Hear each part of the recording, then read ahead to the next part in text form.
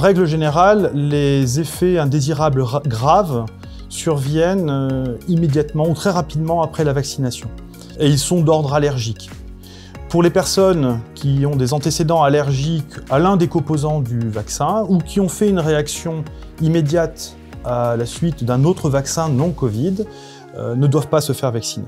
Pour lever le doute sur votre risque allergique, vous pouvez interroger votre médecin du travail ou consulter votre médecin traitant qui vous adressera à un allergologue.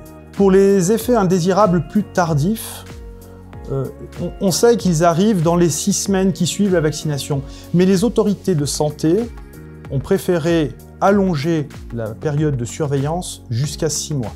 Tous les effets secondaires, les effets indésirables, sont signalés par les professionnels de santé et par les particuliers sur une plateforme internet www.signalement-santé.gouv.fr. Les personnes qui ont été victimes d'effets secondaires se sont le plus souvent plaintes de douleurs ou de rougeurs au point d'injection, d'une fatigue ou d'une fièvre, une petite fièvre qui a disparu rapidement. Et cela essentiellement après la 2e injection. Comme pour tout produit médicamenteux, il y a des contre-indications, nous l'avons vu avec le risque allergique, mais également des réserves. Avec les vaccins dont la France dispose aujourd'hui, et faute d'études scientifiques spécifiques, la vaccination n'est pas ouverte aux enfants de moins de 16 ans, ni aux femmes enceintes, sauf si le bénéfice l'emporte sur les risques. Les autorités de santé recommandent d'ailleurs un intervalle de 2 semaines, 14 jours, entre une vaccination non Covid, comme la grippe par exemple,